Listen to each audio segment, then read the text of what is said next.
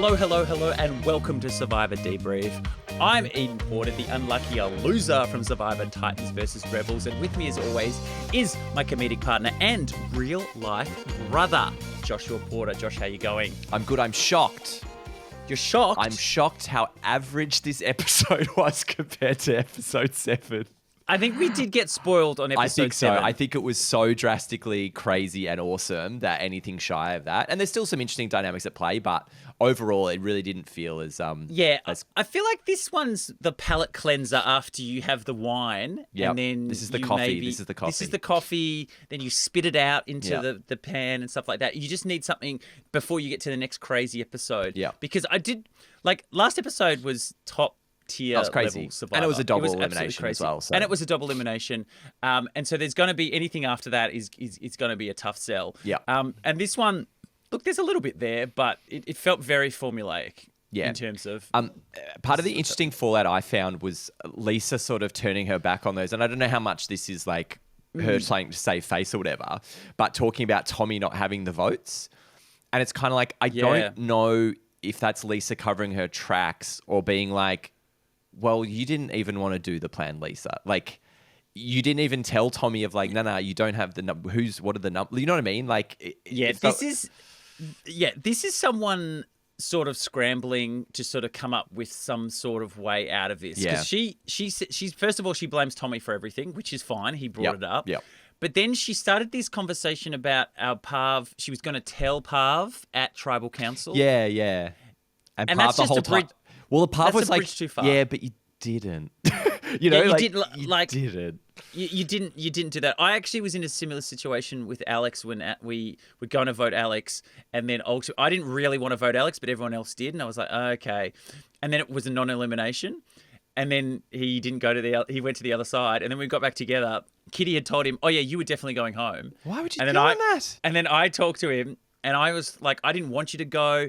I was actually gonna do something tribal, and he just didn't believe me. He was like, "Nah, you're dead." And it did sound bad. Yeah. And I ultimately, I did want to keep him, but I couldn't do anything about it. Yeah. And so it really burnt that bridge for me. This is a similar sort of thing. Like Lisa's trying to sort of come up with a way to be like, I didn't want to do it. Those guys were all on board already, and it just seemed too far-fetched. Well, Pav even said, Pav was like guilty by association, and it's like, you're done. Like the fact that the plan didn't quite come off and all these things, it's like you were involved in that plan, and if your intention was to not go with that plan and side with me, you should have just come and told me the plan. Like that's kind of what it boils down to. At the end of the day, you didn't tell her. No. And you didn't make those moves. And all that is you trying to play both sides. To be like, well, I'll keep favor here and I'll keep favor here. And I still need to just go back to last episode where the fact that Lisa said to Luke and Shonny, oh, I'm just not going to vote that way because I need to keep that relationship. Like that came up again this episode. And it's such a bad play. Yeah. Like, it's just never going to work on any level at all. You can't... Everyone knows you're in on the plan. You're spreading the plan. So to be able to go later, like, oh, Pav, I didn't actually... Like, I just... Oh, man. The other thing I found really interesting, and we sort of touched on at the end of the last episode, when I was like, oh, Luke's in a pretty good spot. And you're like, well, actually, he's kind of not really... Like, he's not really been having much power. And then Luke even called it out in this episode. He's like, I haven't got a vote right yet. It's like, I got the last one right. That was it. Everything else has not been the person who I voted for. And it's so interesting to see someone in his position, like, has made it through really far, but really hasn't been voting the right way, you know? Now, this is really interesting because I'm glad you brought that out because I was going to bring it up as well because I actually think that really helps Luke stay in the game right now in terms of in the eyes of Pav and Suri because... If he had been voting right and he had a bit of a resume before this point, I think he's too big of a target. But if you are thinking in your head, well, hang on, I can go into Final Tribal Council against him and say, Luke didn't get anything right. No. None of his plans worked. No. He was always catching up.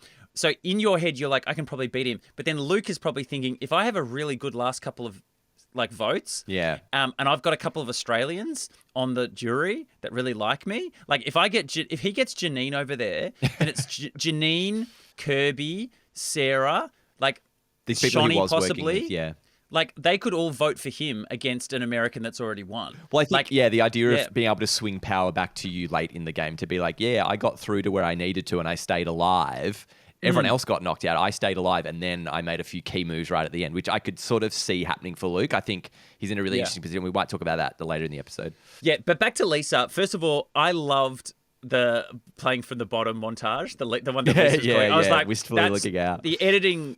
She's like, oh, what about this? Get you right, all of that stuff, and then they played it, and I was like, this is fantastic. Yeah. And she just loves Survivor so much, Ed. She gets it. She knows. I get it. I'm picking that up from Lisa. But as a fan, she must hate Parv like yelling at her and having a go at her because she's like, I like Parv. I think in her head she's like, oh my god, Parv's yelling at me. Yeah. Parv hates me. She was really almost dumbfounded in these moments of like, I can't believe what's happening right now. Like this not engaging conversation, almost bewildered by these things that are going on.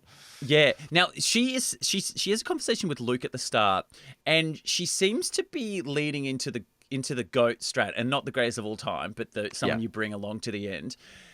Okay, so no one wants to take the big targets, and she's putting it out there. She's saying, Parv, no one wants to take you. Luke, no one's thinking about taking you either. Then which is fine, which is a fine thing to bring up because it's true, get people thinking about that. But what she did, the fatal flaw that she did, was then she actually told Luke, when Luke said, well, you don't want to take me. Yeah. The response to that in any situation at the moment is, I will go to the end with anyone. Yeah. I do not care. I want to get to the end of this game. I don't care if you beat me or if you... I want to get there. I want to get to that point. That's what you say. You don't say to Luke, oh, yeah, well, I don't want to take you either. Because that's bullshit. Yeah, but it's really interesting because it feels like Lisa has almost dropped the veil of like, we're all experienced Survivor players. Yes. Can we just like talk in the open? And she's talking to Pub being like, your name is going to come on everyone's lips. Like everyone is going to come for you, Parvati. You know your message. And saying to Luke, it's like, no, I don't want to be with you. It's almost like she's being like, we understand this, guys. Why are we playing dumb? You know what I mean? Like, let's talk in the open and be open and honest about this. And it's really interesting, but it is so easy in the face of that honesty for other people to just call it out and be like, yeah, but you said this. And it's like, if they don't hold up the truth veil like you are, it's just like you just seem like you're just playing a bad game at that point, you know? Yeah. Now, the other thing that Lisa does in one of her confessionals, now confessionals are meant to be the truth-telling moments because you're talking to production, you're telling the truth. In one of the confessionals, Lisa says that she was like on Parv's side. Like she's creating this false narrative in her own head that she's literally saying, yeah, because I was going to tell Parv and I didn't want Parv to go home and I was actually protecting her. I'm like, no. You told Luke and Shani about the plan. Yeah, but... That was really weird. Oh, that's an interesting point because it's like, yeah, if they had voted that way, Parvati would have been done, right? Like if they'd just gone along with it. Yeah. So whatever, even you're not throwing that vote. Yeah, I didn't think of it in that way because I do think that she was like, I think she didn't want it to happen. Yeah, she didn't. But she's like, well, if it's those two and it's the two Australians, then that's 4.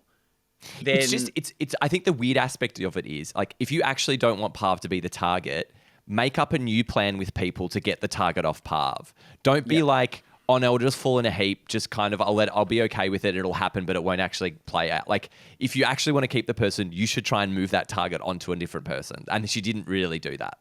Yeah. Apart from her vote. Okay, so I think what you do is, and again, because this is Lisa's episode, I do just want to touch back with how it all fell apart with the last episode. So you know how she's not fighting for her life and talking to Parv in the last episode? There's an interesting point because I've been thinking about it since then. Realistically, I think your only play there is to get on the front foot immediately and say, yeah, Parv, they bailed me up and they were forcing me to say what's going on. And that's what I told them we were doing. I said, you're a big target. We'll just go for Parv. And that is one of those times where it is the truth, but it's a version of the truth. And it's something that you could have said to Parv, hey, yeah, that's what I told him because it's just a made up plan because I had to tell them something. And I just said, yeah, we're going Parv. Tommy's created this whole thing. We're going Parv. And then it's like, but of course I wasn't going to do that.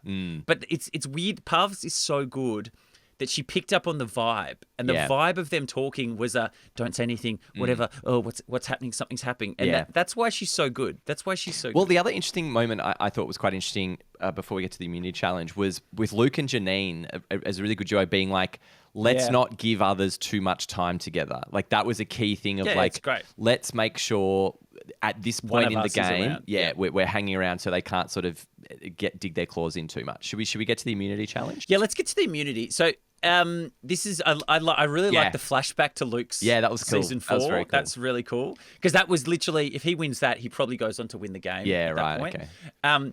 So. And now this is Sim Motion. This is the big Australian version. You know, in American Survivor, they have the little version. And it's like a little rail thing. Yeah, that just and it goes just through. does that. Yeah. Like Token Sheen's the final. Like they use it at the final immunity. It's more. It feels like more of a mental. It's more of a mental focus kind of one rather than a physical element. Yeah, and it comes out. It comes out one side and then the other side, and you have to remember which one it's coming out. So Australia does a big version of it, which is physical because you have to run up. Now, there's a few things with it, like being tall actually really helps that you don't need to go all the way up. Absolutely, and you can just drop it. So I would love to play this challenge. It'd be great. But also, can I just say, this is like one of my favorite all-time challenges. Like I love this one because it is such a perfect like late game thing. Like, it's a bit different now with the shortened timeline, but normally it's like very late, like 30 odd something day, and it's like you can see the mental fatigue and the concentration is so difficult, and it's always so exciting and trying to get that timing right. And it is one of those things of like you can tell if someone's probably practiced it and worked out the timings and knowing when they need to put those balls in, and rather than like semi-winging it. So if we talk about it, so what you do is you drop your first ball, you time it out in your head. Then you divide it by how many balls you have. Yep. And that gives you your drop times. And then you do every second drop time initially. And then you eventually fill in the gaps between your drop times. Are you better? Because I was thinking, are you better just to start that end timing straight away? Or does that put much pressure too early? I don't think so. I think that puts you in a position where you're constantly under pressure. But the flip side is you can wait for, once you put both of them in, you can go down and wait a bit longer. But if you get it a tiny bit wrong, that could really throw you out. Well, because I was like, I think that's what I would do. I would just try and get my end timings going right at the start. So then I just add one after, rather than trying to do this and then I divide it by 2 and do it halfway between this. It's like, and then visually you'll start to get to see, which I think in this particular one you can do, is where does that ball, where is that ball when I should be dropping the next one? If you can work that out, I think you're sweet. Yeah, because then it just becomes a cascading waterfall of then your seconds, you just need to know where the ball is. Yep. And then it's less about like how many seconds in, because if you drop it, the other thing that people don't do, maybe you can't, put some spin on the ball when it goes in. Like you give it a little kick, and so instead of dropping it to go slower, you think to go slower at the start. If you're in trouble, but they put in a little cage in there. Put in a little cage. I know, but spin it around the cage. do the what is the motorbike that goes round the cage? Like I was going to Evil say, Knievel. or it's like, Knievel or it's like, or you're getting a shiny side like cricket, like you're just rubbing it on your pants, trying to buff it up. Please shine it up. That would be fucking. So obviously Luke wins. One other thing that I noticed, I don't know if you saw this, like Shani throughout on the mat in particular, at the start and end, just kind of looks a bit out of it and a bit vague, and like it just seems to be like a lack of energy. Low energy Shani, I think. Low energy Shani. Thank you, Donald Trump. She's low energy. But it did feel that way. It's like what I'm seeing of her. It's kind of weird. I'm like, Shani, I love the girl. But like compared to everyone else, there just seems to be. They just seems you don't need to get into trouble. But no, like low energy Shani. It doesn't seem, you know what I mean? Like springing her step, like the other people seem to be a bit more with it. And I don't know if it's because we heard as well her sort of talking to Lisa, being like, I don't have a 3. Like, and it feels really interesting to have a high caliber player, to have a high caliber player this late into game without a proper partner. Like it seems really rare. Normally it's like someone fumbles their way through or whatever. But to have like a really high experienced player to end up this late without a solid partner seems really, really rare. Okay, so Shani's game in the past has always been dictated by having a solid pair and by being that person. And I think actively she tried not to do that this time. Yeah. But let's just talk about Shani for a minute, because we haven't really talked about her this whole season at all. No. So I'm just going to be honest. I think she's the biggest bust of this season. Yeah. Like, she hasn't contributed anything. She hasn't done anything. Her confessionals haven't been like we haven't fire seen much of her that. at all, no. Not at all. So she hasn't really done anything. She's floated along. she hasn't really ever been like calling the shots. There was that one moment where her, Kirby, Parv and Suri were in a power position, and then that dissipated. Yep. I do feel like this is new mum Shani as well, who's recently had a baby before this, to the point of I believe her husband and baby were on at Samoa, so she could instantly see them. Oh, if she right. got voted out, even though it's only a very short season. Yeah, yeah. But I just think her mind is not in the game. Yeah. I just don't think it is. I think it she's feels a new little mum, like that. and she just wants to be with her family, and she's not there to come up with strats. But even if she is, I think this, and this is going to sound bad, I actually think this highlights a weakness in her game, because I feel like all her other seasons that are a bit longer, she creates a bond with someone, they get really tight, they become a voting block, they manage to jump around, but it's not the most super strategic play. Mm-hmm. And I think in a short version of this game, you don't have time to make those connections that are strong enough. You need to fall back on strategy, and you need to fall back on, this is what's good for you, this is what can work for us. And I just think it's actually a flaw in her game that she doesn't have. Yeah, it seems like the battle lines have been constantly changing this whole season, like constantly. And that feels very different to a normal full-length season. Like it feels like there's been much more static of like, oh, you get rid of that person. Yeah. Like it feels like you can sort of play out a few votes ahead, but this really hasn't had clear lines of like, oh, well, these guys are definitely going to get rid of this and then they get rid of that. It's just like been changing all the time, which is so great to see. So the other thing that happens here is Luke and Janine are obviously really, really tight. Yeah. They're not going to turn on each other. And Luke is worried Lisa and Suri are going to hook back up. He clocks that. Yeah, he clocks real that Lisa good. and Suri are there, and then he knows that, because remember, Janine is pitching Shani because she's worried about Shani. Yep. But Lisa is just, and it turns out to be exactly true. Lisa is doing that, and we've been saying this all season. Lisa is literally says it finally. She goes, I would rather Suri win. Yeah, yeah. Like, it's We've been kind of joking about crazy. this, It's but kind of it's just crazy there. like, to be so It's just out there. there. But I'm like, let's see if I can set up Suri in this game. Like, that's her. She's like, I'm done. What can I do to set up Suri? And Suri knows it. And that's what's really interesting. She's like, ooh, can I keep this person who loves me and will do anything for me? Can I keep her in the game? And it's interesting that is seen as like obviously a dangerous thing by other people. Like, no, let's just get rid of it. I did find it kind of weird that it was like, it seemed to be really obviously Lisa. Like, it didn't seem to be too much entertaining any other ideas, which I found interesting.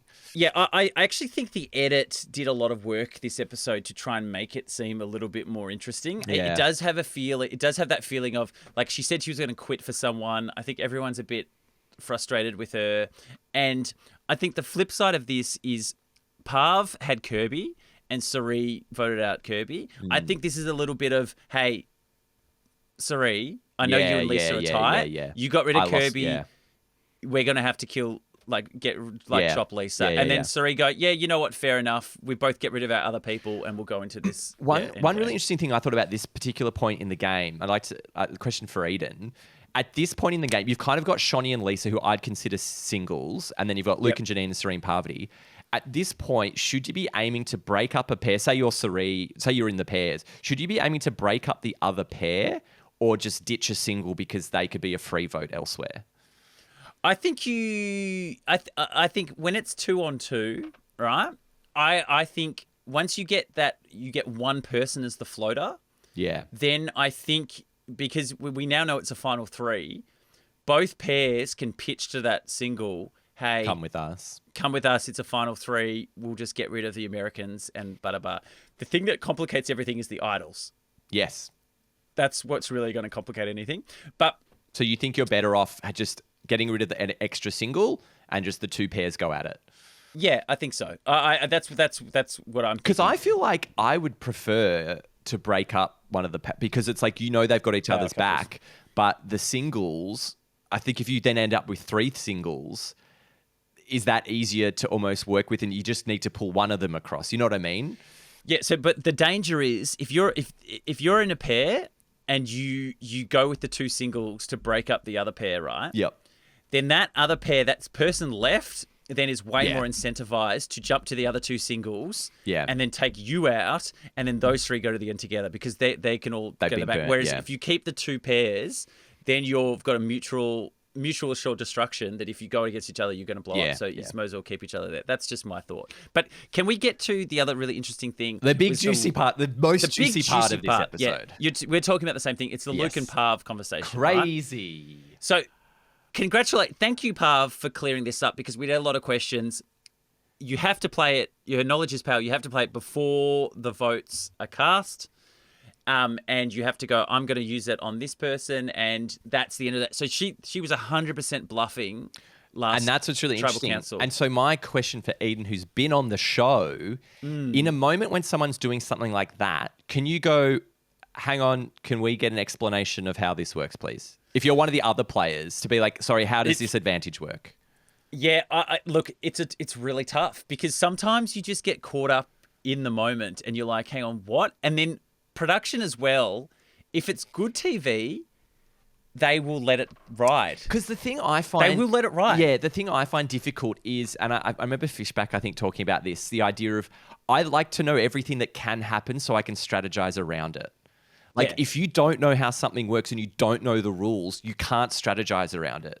So I don't like that. I like, cool, this is how it must be used. Great. I understand how it can be used. Now I can strategize around that. Whereas Luke has just sort of decided it works like this, so I've got to strategize around it, and he's strategizing around the wrong thing. But in saying that, right, there is a thought about lying about the rules of something in the game. Yep. To get an advantage. Like Tony did it. Tony said his idol, he could still use his idol for one more tribal council when he couldn't. Yeah. People have done that before. And so what you do is, and look, Jake's on them, Cass and Tommy, last episode. In that situation, you go, let me see the piece of paper. Yeah, let me read it. You go, can I please read that for a second? And on that piece of paper, I guarantee you, it will tell you when to play. Yeah. It will 100% tell you, and that's what you have to do. So Future Survivor players asked to see the parchment. Always asked to see the parchment. Now, what did you make of Luke's plan here? So his thinking was, I have an idol. If I go to play it, I know Parvati's just going to steal it. So how do I mitigate that risk? I go and tell Parvati. That's the logic of it, right? I have no idea what he was thinking. Right? It seems like the weirdest thing. Yeah. And then he morphs it into, okay, I'm going to show you trust by telling you I have an idol, but then I want you to rip up your advantage. Yeah. So now you know I've got an idol, but you can't steal my idol anymore. Yeah. And this is meant to confirm with each other that we're going to the Final Four together. Why? Well, is it about using the idols? That it'll guarantee you can play yours and I can play mine. But that you know what I mean? Like, it was so... What I just didn't get is I don't understand how telling Parvati works out better for you. Giving her more information. That's what I don't understand. And like, the thing is... And it worked. Like, yeah, that's the I've got that as well. thing. Like, Parv what actually the hell? does it. She actually does it. She rips it in half, gives him half of it, and then it's just like, okay. That was the weirdest part of it. I was like, what the hell is going on? So she must be like definitely going to like deeper with Luke, right? Like, so I think in her mind, she was genuinely worried about going home. Yeah. And she was like, I just need to do something to lock Luke in. And she's always done this. She's always like, when she really wants someone locked in, she's given them something, or she gives them information, or she gives up something to say, this is real. I'm doing this now to show you a little something. And so, there's no reason that she should have done that, though. I don't get it at all. But I had the most genius plan for Luke here. I know what you're going to say. Give it to Janine. Yeah, you give it to Janine. And like, how cool would that have been to be like, I don't have an idol. Trust. I don't have an idol. Proof of trust. Yeah, it's if Parvati at that point tries to steal it from you, Janine's actually got it. Yeah, like that's the play. Yeah. And then you go, what? I thought we were tight. You're still trying to steal my idol, and then you've still got an idol. Yeah, and you know that you can't trust. Yeah, Parv that would have been very point. cool. I just found it so interesting because Luke's kept it secret this whole time. And I feel like at this stage of the game, here's a question for Eden. At this stage of the game, it's this late. Do you reckon they know when their name's coming up? You can still blindside people. Yeah, okay. You can 100% still blindside people. It's like...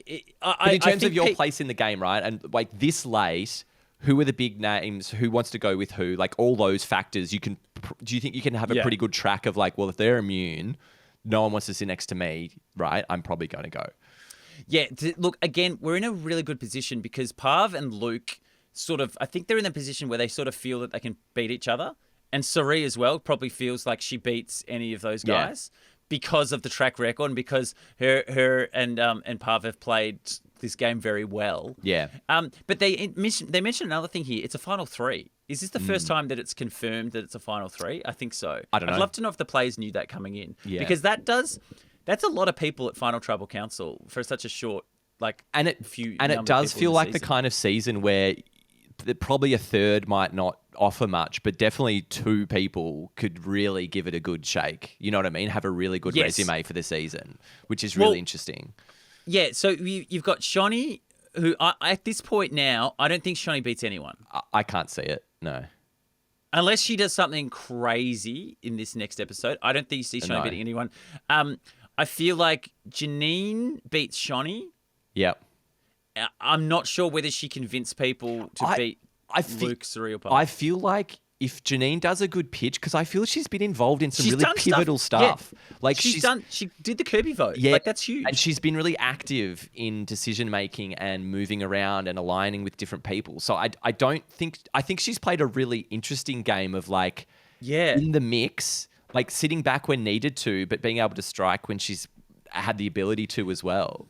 And in your final pitch, you can say, like, I lost David. David was my go-to, and I lost him straight away, and I had to reconfigure my game. And that's what I found most interesting, having Luke and Janine, like, who were on the out from the start, pretty much, after that first vote, and they've lasted through this long. I do think, though, out of everyone left now, I think Luke is in a really interestingly strong position, because I feel like, to me, looking at that who's left, I feel like you don't want to go to the end with Parvati or Sari. So of everyone left, it's like, if you're Luke, you're like, well, we got to get rid of those two guys. Like, you have to get rid of them in the next two votes, and you're not going to come after Luke. You know what I mean? This is what I'm thinking. Like, why not at this point just go to Shani, Janine, and Luke and go, great, there's three of us. Yeah. Does anyone want to go against Parvati and Sari? I don't. No. And so you know that you basically tell Parvati and Sari that everyone's voting Shani. Yeah. You go, sweet. And then you put your three votes on Sari. Sari goes home. And then I don't think Pav... Yeah, you can't use your idol. Actually, everyone uses their idol at the next tribal council. I think so, yeah. You won't be able to use it at Final Four. No. Because it's a Final Three. Yeah. So that means Luke and Pav are safe. And yeah, this is your one chance to get Sari. Yeah. And then it's you three, as long as Pav doesn't win final immunity. Exactly. That's the only pending thing. You're sweet. Yeah. Yeah, it's interesting. I feel like at this vote as well, Sari having some really big decisions to make. Like, she's been in a really interesting position, and it's still so tight with her and Parvati. But yeah, I don't know. What do you make of Sari's game? Because it feels like she's definitely been in the mix and doing stuff and like analyzing things really well. But it hasn't necessarily seemed like she's been this massive force like maybe some other people have. No, and you know what's weird? They keep mentioning, especially with Pav and Sari, they keep mentioning this like 20 years in the making. Like, Pav feels like she got burnt at Heroes vs. Villains. Sari feels like she got burnt in Micronesia. And these two players have always been sort of linked in some way. And this is like the redemption arc for both of them. I think Sari has done enough. I think Sari can point to the Kirby vote and say, yep, I took apart that. I think Sari can be like, yep, look, we got rid of Rob, we got rid of Tony. I think she knew when to turn on the world. Yep. Like, I just think Sari's, look, it's not flashy, but I don't think... I think that's the thing. I think it's not... I don't think it needs to be. And I think if you can tell that story and weave that tapestry, but it just depends when you're up against the other kind of players, is that enough, you know? And maybe that is even more convincing because you're like, in a cast like this... That was the game I wanted to play because I know that would get me through, you know. Yeah, and you've got to remember, Lisa's going to stand up at Final Tribal Council and basically just pitch for Sari and say, guys, she's the best player never to win. We've got a chance to right that wrong. Yeah. We can actually give her the respect that she deserves, all that sort of stuff. You've got to remember that. Just to jump ahead, well, we've kind of been doing it, but at the Tribal Council, was there anything that stuck out to you that was important. I found it interesting because I got a sense from Luke and Parvati, a few of their things. I feel like the jury pitches are already coming in. Like Luke was saying the thing about, being on the bottom and it felt like a direct shot at Lisa to be like, you fight and you scramble, you find a crack, and we found a crack. Didn't do it. Yeah. And I did that, and you didn't do that, and that's why you're going home. And look at the difference there. And then Parvati being about like, well, I didn't really turn on anyone. It was self-preservation. Like I did this. I didn't go against people. People came at me, and I'm still here. And it's really interesting seeing that kind of framing coming into the tribals now, which I didn't really feel we got a lot of, and I feel like that's a much bigger sense now. And this is just returnee players. Returnee players know that if you're starting to come into the end game, and like Mark was starting to do it on my season, all these people start to litter their conversations with things that are going to back them up when it comes to Final Trail Council. Yeah. That's what you've got to be doing, and Luke's already started doing it. He's doing it really well.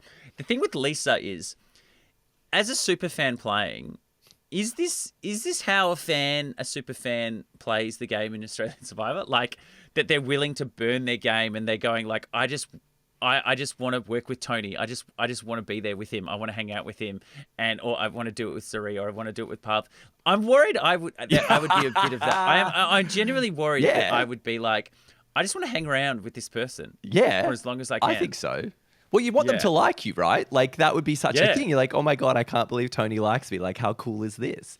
But I think there must come a point though where you switch it to survival mode to be like, but I actually need to win this. Yeah, but I want to win. And I think that's the most. And I think Lisa, it feels like her mentality's been like, I've already won one, so I don't need to do. Rather than like, I could be the best of the best kind of thing. That motivation isn't there so much. It's honestly, she's just like, this is just a bonus. This is just a bonus 2 weeks for me. I lived my dream. I played the game I love. It's totally that. It's totally that. I did it. But my Survivor bucket, and she even mentioned about this torch getting snuffed is a Survivor bucket list moment as well. Like I've got that done to me now as well. So who wins from here, Josh? I think it could be Suri or Pav. I think if Suri or Parvati get to the end, I don't see Parvati losing at all if she gets to the end. I think Luke's in a really good position, but I think Janine needs to pitch well to overcome Luke if they're both there. But I think like the way I've seen them play, I actually think Luke and Janine are a bit more on par than you might realize. Because I think Luke's been reading stuff really well, but I feel like Janine's had the agency to go in and go across to the women and work some magic there a bit more. Do you think having like more Australians on the jury would actually impact? I don't think so. Australia's strong. No, I don't think so. I think at this level, it's not about like, oh, Australia's better at Survivor. It's like, hey, we're all awesome at Survivor. How awesome was that game that person played? You know what I mean? Like, I think that trumps everything. I hope so. Yeah. I except for Lisa, who will just vote for Suri. Well, that's true. That's a guaranteed Suri vote there. Which actually, I wonder if Suri's actually thought that and gone, you know what? It's not the worst thing in the world. At the very least, pitching for me at. Yeah, that's not a bad one. Yeah, that could be it. At least she does that. Crazy. Well, I think that's pretty much it this episode, Jay. Anything else besides spinning and grinning? No, let's get to it. Spin and grin.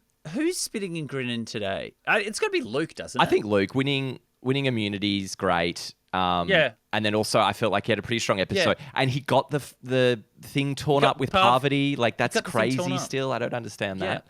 Do you know what would be the ultimate though? Is if the parchment doesn't actually matter. Oh, you can still use it's like some other element, and you could just go, no, it's actually this little rock thing that I've got that's actually the idol. Like that would be hilarious. But I think I'm happy with Luke for this. How about it was to rustle feathers, ruffle feathers. Interesting. It's getting to the pointy end now. There wasn't too much feather rustling. You could maybe say Lisa because she was trying to weave, hatch in a little bit, getting in Luke's ear, like trying a little bit, trying to get in people's ear a bit. Nothing really stuck though, I think. Yeah, let's give it to Lisa. Let's give it some rustling. Yeah, let's give it a rustle. You said rustle feathers. Yes, very good. That's it. We're getting to the end of the season. It's crazy that it's Final Five now. Like Final Five is such a moment. It's 2 more episodes. Yeah, we're really there. We made it. We made it, buddy. We made it.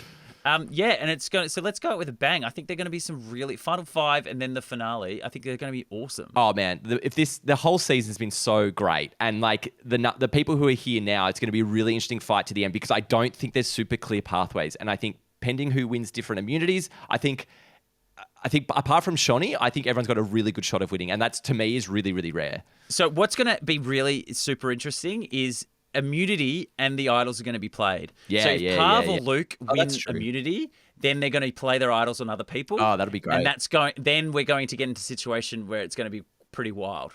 Where Sari will go home by default. But everyone, I know, I love it that they brought up advantage getting. That was so good. Well, that's it, folks. Okay. We'll see you next time. See you next time. Bye.